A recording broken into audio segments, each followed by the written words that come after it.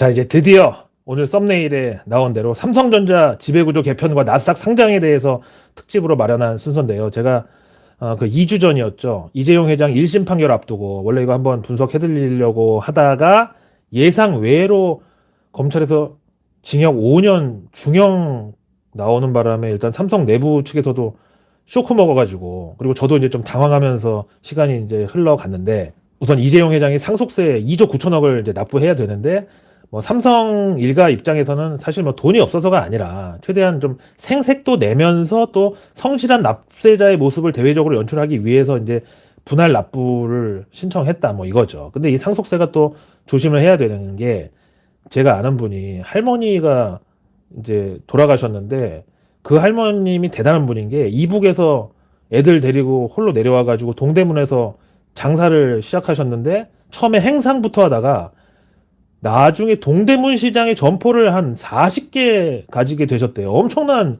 부자죠. 게다가 현금 부자. 근데 그 할머니가 어느 날 갑자기 돌아가셨는데, 그 집이 사망 신고를 한 2년 동안 안 하더라고. 이게 다 상속세 그 정리하고 상속 재산 정리 뭐 이런 거 때문인데, 예를 들어서 뭐 그런 분들이 현찰도 엄청나게 많을 거 아니에요. 근데 상속세를 낼 때 예를 들어서 어디서 사과 박스 같은 거 돈 가져다가 예소 하고 국세청에다 내면은 아이고 감사합니다 그리고 그냥 받겠어요? 그걸 또 국세청에서 자금 출처 조사 또 들어간단 말이야. 상속세로 낸 이 돈 이거 현찰 어디서 났냐, 이렇게 자금 출처 대라고, 과세하겠다고, 양도세 때린다고. 하여튼 그래서 이제 이재용 회장 입장에서는 최대한 투명하고 정직하게 상속세를 납부하면서 또 본인의 지분하고 경영권에는 전혀 침해가 가지 않도록 그런 방법을 지금 고민하고 있다는데, 이게 또 삼성전자를 분할 상장해서 실탄을 확보하는 방법도 있죠.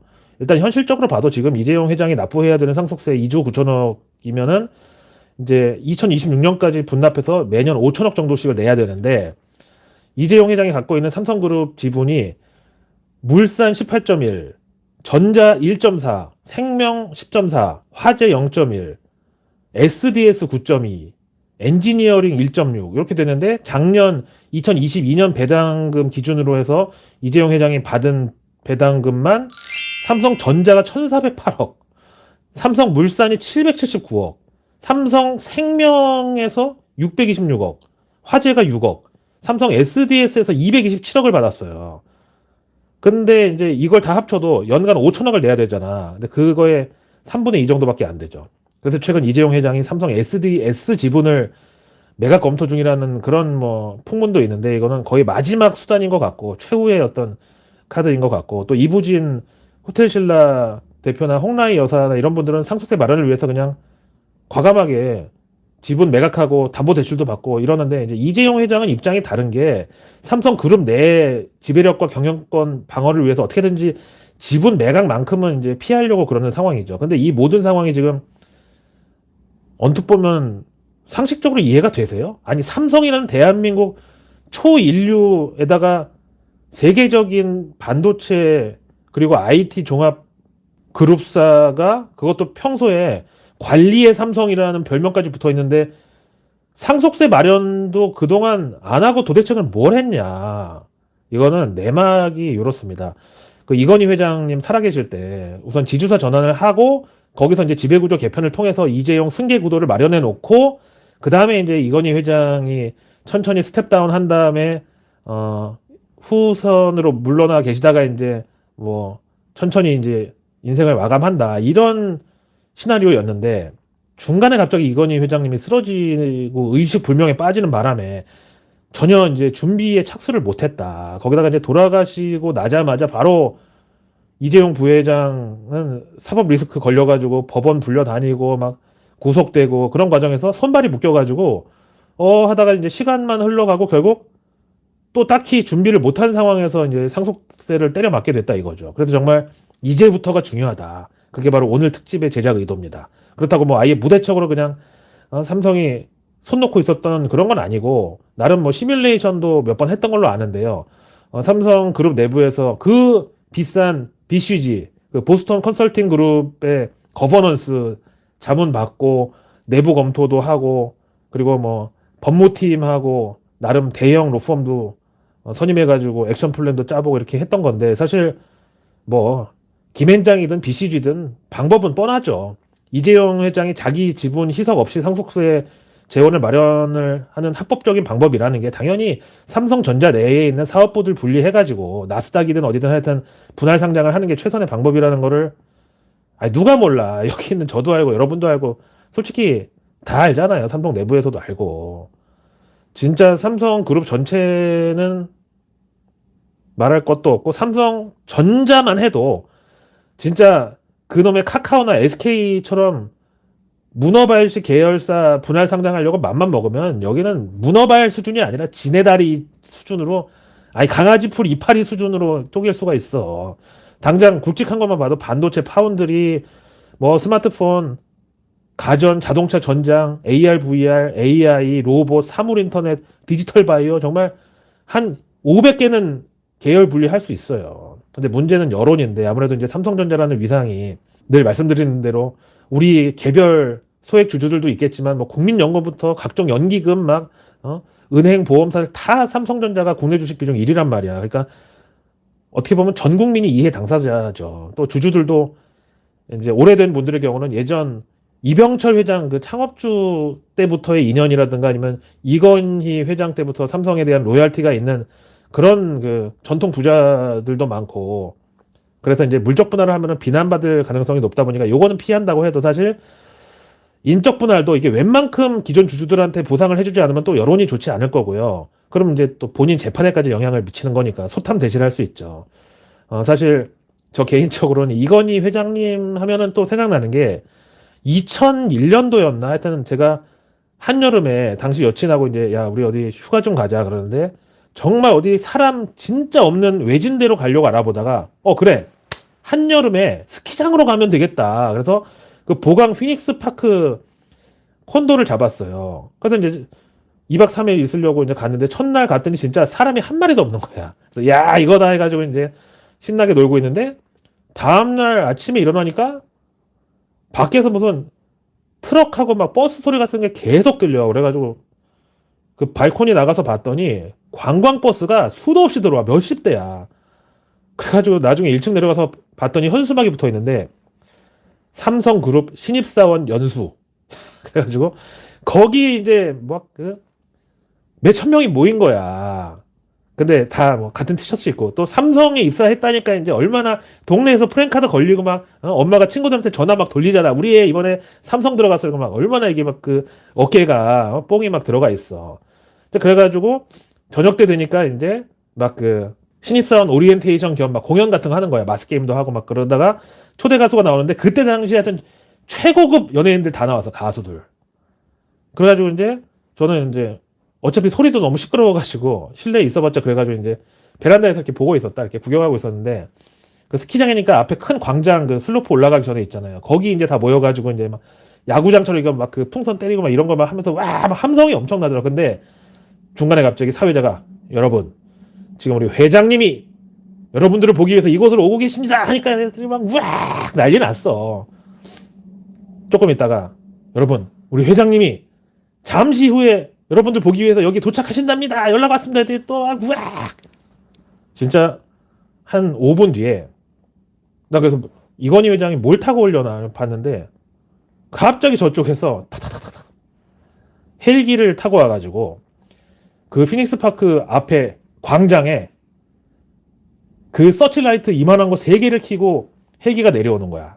그걸 본 그 신입사원들의 표정은 그 영화 E.T.에 나오는 그 아니면 그 UFO를 처음 본 사람들의 이 정말 입 다물 수 없는 와 완전히 거기서 애들이 그래서 헬기에서 내리니까 이렇게 담요 같은 거를 이렇게 바람 안 막혀 가지고 경호원들 4-5명이 둘러싸가지고 이건희 회장이 쫙 이쪽으로 걸어오는데 와 완전히 야 이거 뭐 무아지경 막 황홀경급이더라고. 하여튼 그래가지고 저는 삼성전자가 이제 앞으로 택할 수 있는 그 어떤 돌파구 중에 하나로 현물 출자도 현재 고려 대상에 있다고 봅니다. 현물 출자는 사실 뭐 원칙적으로 주총도 필요 없고요. 이사회 승인 없어도 되고 그냥 경영진의 재량권에 따라서 결정을 할 수가 있거든요. 거기다 이제 이재용 회장 지분을 깎아먹을 일도 없고 그러니까 경영권의 침해가 있을 것도 없어.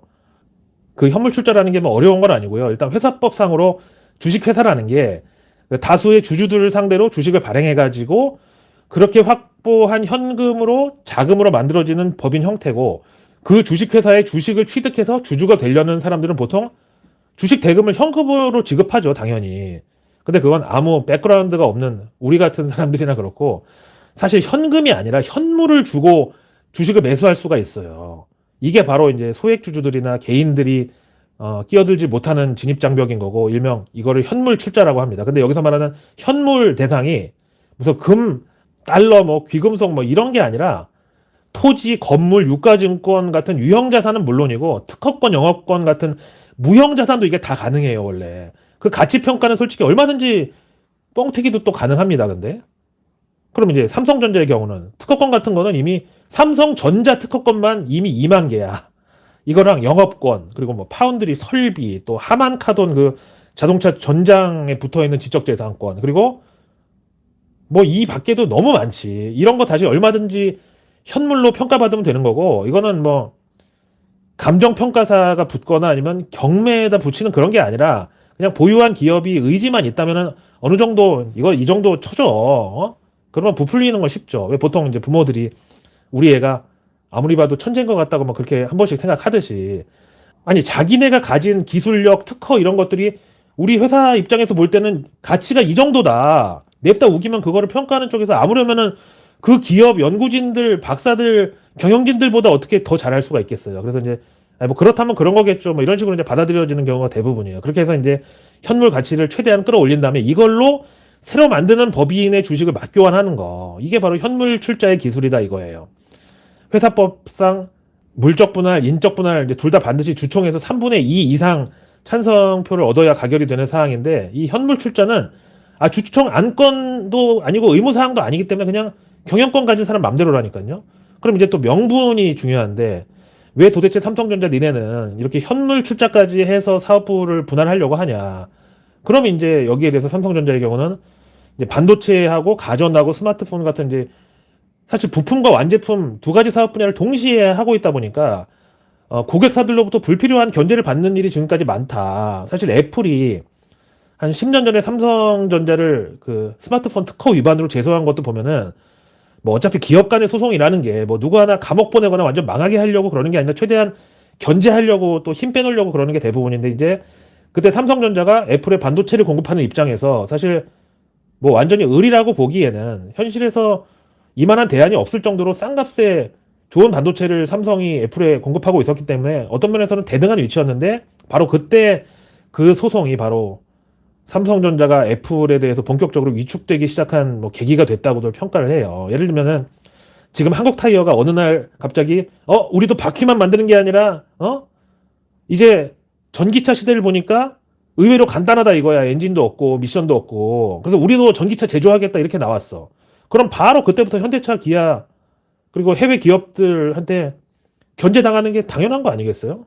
마찬가지로 애플도 지금 뭐 삼성전자 반도체랑 디스플레이로 애플에서 아이폰 만들긴 하지만 자꾸 이제 반도체 개발에 신경 쓰고 그러는 이유가 뭐겠어요? 삼성전자 반도체 많이 팔아주면 걔네들이 그 돈 가지고 아이폰 경쟁 모델 자꾸 만들고 갤럭시 품질 높여가지고 우리 목줄 조여온다. 그런 발상인데 이걸 과연 애플한테 갑질이라고만 할 수 있겠습니까? 그래서 이제 삼성전자가 사업부 분할에 대해서 이런 명분을 갖다 붙일 수 있다는 거죠. 그래서 당장 돈 잘 벌면서 경쟁력 있는 게 그 무선 사업부, 그러니까 모바일, 그리고 메모리, 파운드리 이렇게 3개 정도를 분할해가지고 대신에 상장은 파운드리만 할 것 같은데, 그럼 당연히 K증시보다는 TSMC처럼 나스닥으로 가는 거죠. 그런 식으로 지금의 삼성전자는 이제 포스코 홀딩스처럼 예비 지주사 형태를 갖추고 그동안에 이제 삼성물산하고 최종 합병 과정도 성사가 되고 나면 그때는 아예 삼성전자가 삼성그룹 지주사로 올라가는 거죠. 삼성전자가 삼성바이오로직스 지분 31.49% 들고 있고, 삼성 디스플레이 지분은 여기가 84. 얼마인데?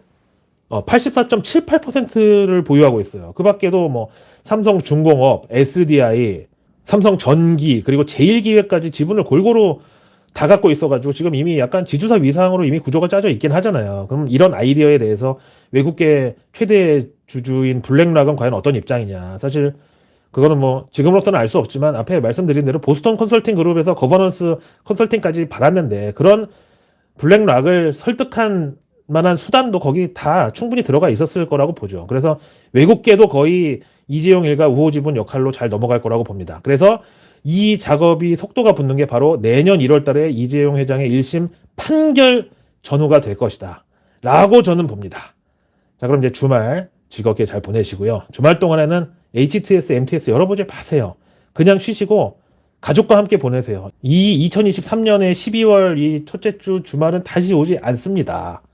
저는 일요일 저녁 내일 뉴스 미리 보기로 다시 돌아오기로 하고 월요일 저녁에는 아예 일주일치 뉴스를 한꺼번에 보내드리는 한 주 뉴스 미리 보기 라이브까지 열심히 준비하고 있겠습니다. 고맙습니다.